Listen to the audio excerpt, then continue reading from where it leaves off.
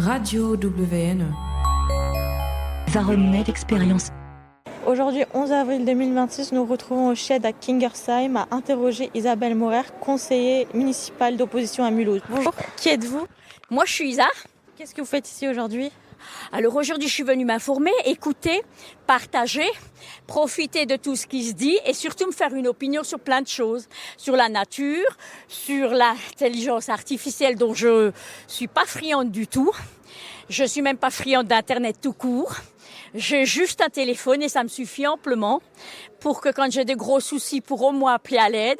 C'est tout ce que j'ai vraiment besoin parce que j'ai l'impression que plus on délègue à nos machines, moins nous aurons de travail et moins nous serons humains. Et moi, j'ai la chance d'être une humaine et ça me va très bien. Et vous êtes conseillère municipale, qu'est-ce que c'est? Ah, c'est de belles relations, c'est de beaux échanges, c'est beaucoup de lecture, c'est beaucoup de recherche et c'est surtout beaucoup d'humanisme.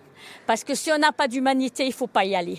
Parce qu'il faut savoir prendre des coups, mais il faut aussi de temps en temps savoir en donner. Et ça fait partie de notre être et de notre humanisme. Mais je pense que nous ferons de belles choses parce que la conjoncture actuelle nous impose tous à remettre de l'humain et de l'humilité dans nos vies et dans nos actions. Ouais, je vous pose la question concrètement ce que c'est. Moi, je ne sais pas ce que c'est un conseillère municipal. Alors pour moi, ça change pas beaucoup parce que je suis bénévole multicasquette depuis des années. J'ai la chance de connaître énormément de gens, de faire beaucoup de choses, d'être bénévole depuis très longtemps et ça complète ce que je fais. Ça veut dire être sur le terrain tous les jours, entendre toutes les complaisances des gens et entendre toutes leurs souffrances. Il faut avoir un joli relationnel, il faut avoir du temps, il faut donner du temps et une conseillère municipale, elle prend ce temps-là.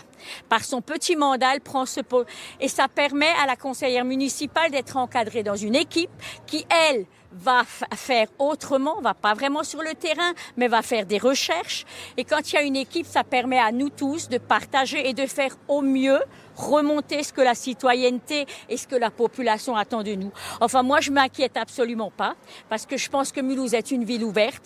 C'est une belle ville. Là où je suis triste, où je suis vraiment très triste, c'est que quand moi j'étais petite, on disait presque même la ville au sans cheminée. J'aimerais bien qu'on retrouve au moins 90% de cheminées, ça me ferait du bien. Quand vous parlez de terrain, de ce que vous faites, c'est concrètement, est-ce que vous pouvez nous donner des exemples? Alors concrètement des exemples, on va prendre tout simplement deux où je fais des permanences. Le lundi, j'ai repris des permanences pour les bouchons d'amour. Les bouchons d'amour sont donc une structure qui est partie dans les années 2000. On ramasse donc ces petits bouchons qui sont revendus, retriés, revendus pour tout ce qui est handicap, qui est formation de chiens pour guides d'aveugles, pour les béquilles, pour les hôpitaux. Ça fait 26 ans que j'y suis, ça bouge pas.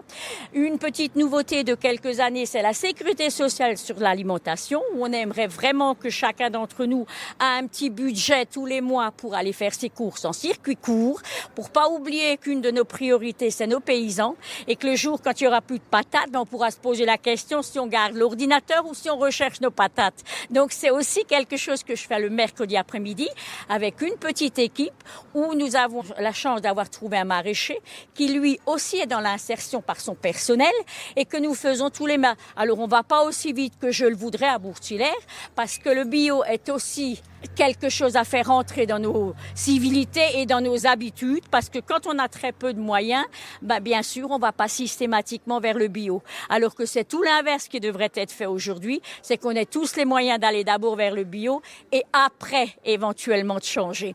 Alors, venez nous voir le lundi après-midi, le mercredi. Je réfléchirai si je fais une permanence le jeudi ou le vendredi, mais de toute façon, ce sera pas nos besoins, ce sera les doléances des gens. Je vais vous en donner une qu'on m'a dit hier. On m'a dit qu'il y avait un problème de toilettes publiques au niveau de la Porte Jeune. Voilà, les gens m'arrêtent dans le bus et me racontent des choses dans le tram. Pourquoi il n'y a plus une petite agence Solea à la gare? Pourquoi on a été tellement pressé de démolir le bureau de poste à la gare?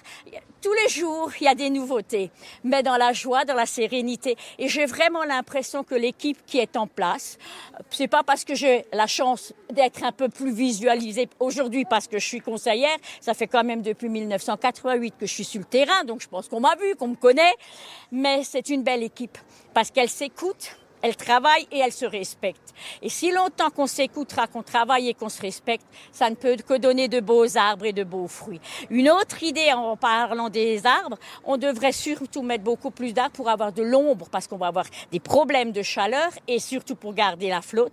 Mais aussi, en même temps, on pourrait faire des pommiers, on pourrait mettre des poiriers, on pourrait mettre des cerisiers. Et c'est pas grave s'il y a quelques jeunes qui vont chercher une pomme ou une cerise. Le but est aussi d'avoir un sourire et de se faire plaisir. Une dernière petite question. Est-ce que vous avez un mot à dire aux Mulhousiens, Mulhousiennes, des conseils ou... Alors, ce que je voudrais leur dire, ce qui me choque, moi, si vous me permettez de leur dire, c'est que il y a des endroits qui sont très, très sales.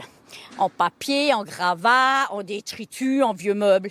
Et ça, c'est pas le quartier. Le quartier, il y peut rien. Ça dépend que de nous. Et de refaire de la politique, comme on disait avant, publique ou de l'éducation populaire, c'est à nous d'apprendre à nos jeunes que ça se met dans une poubelle, qu'on peut vivre dignement, qu'on n'a plus tous une voiture, mais qu'on peut s'entraider pour arriver jusqu'à la déchetterie, et que ce sera de toute façon pour le bien de tous. Parce que où on peut s'asseoir sereinement et agréablement, c'est toujours pour le bien de tous. Merci beaucoup.